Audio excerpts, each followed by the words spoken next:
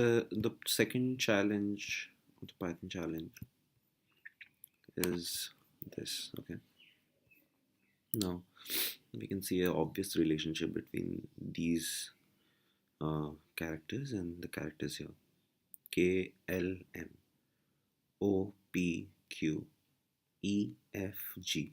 So it's always skipping um, um, one character and it's sending you the next one. So what the challenge is? Everybody thinks twice before solving this.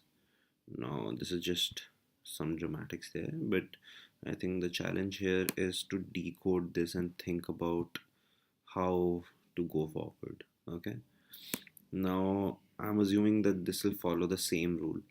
So G will basically go on G A B C D F G H I. So G will become I and so on and so forth. If I were to do this manually by hand, it will take me a long time. So let's see a few properties of strings on Python. Okay. Now, first is I need value of each of these characters. So there is a function where you write ord and these brackets are called parentheses. Okay. In between these brackets, you put a character. Remember, you always have to put a character between double quotes. Okay. Otherwise, what happens is that the Python is assuming that a is a variable and you must have stored some value in it, and it will give you an error. So remember that you have to put whatever character you have in single quotes. Okay. Now if you use ORD, it will return its ASCII value. So small a has 97 as its ASCII value. Larger a has 65. Okay. B has 66 and so on and so forth. Remember, the ASCII character is separate for different entities. Like no two characters have the same ASCII value. Similarly, if I want to convert a number into its ASCII character, then the function is chr. Okay, you put in whatever number you want to put in here and it will return its ASCII value. So for example, if I put 122, then Z is the value that I get. If I put in 26, then there's an escape character. No. So 67, yes, I get a C. So try these two. These two will help you get a grip on characters. Then the next interesting concept is strings. Okay. Now character is a single character, while string is a set of characters. It can have space in it, it can have a special character in it, it can have a few more characters in it. Okay. But string is basically a group of characters. Now in Python, the string is treated like a list. So a list is very simply any piece of paper where you write something with bullets in front of it, right? So Python treats it like a list. So string, if you just run string, then it will return you the value of it because I have stored this long gibberish into string. Okay. Okay. Now when I print string, then it will give me the gibberish only. Okay. But if I put 0, which is what I'm telling them the index. Remember, Python my index starts from 0. So k will have the value string value index value 0, a will have the index value 1, h will have an index value 2, this space also has an index value 3, and so on and so forth. So if you just keep on changing this, you'll be able to see what comes where. So 0th value, 0th index is by this k, right? A will have a index of 1, correct? H has 2. That space has 3, right? So in Python, the strings are nothing but a list.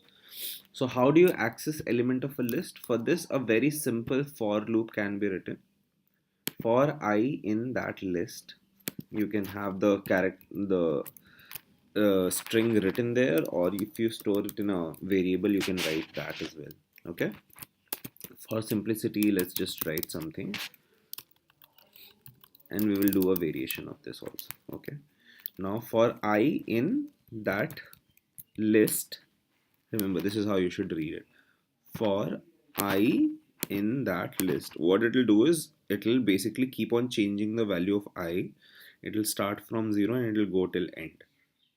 Okay, so for I in this string, print it, print that I. Okay, and then after printing, what do? You change the value of I to what? Next value, and then print that, and then change the value of I to what? The next value, and then print that, and then next, and then print, and then next, and then print, and then next, and then print, and then next, and then print. So if you run this piece of code, what you will see is that this entire string is printed one character by one character by one character. Okay, now let's do the first part only. I'm leaving rest of it for you to decode. In fact, let me take a longer piece of this and rest for you guys to be decoding. Okay, oh, by the way, I did not demonstrate how it would work with the variable. With strings also it will work the same. See, your entire string will get printed here, right? So there's nothing to, it's actually very simple once you get a hang of it. So this is the first part of Python puzzle 2, and I'm just gonna print it for now. Okay, now we'll go back. First, what we'll do is, for all of these, I will convert them into their characters. Now you'll ask me, why didn't you put I as this, right? Because you told me that in ORD don't put anything without quotes.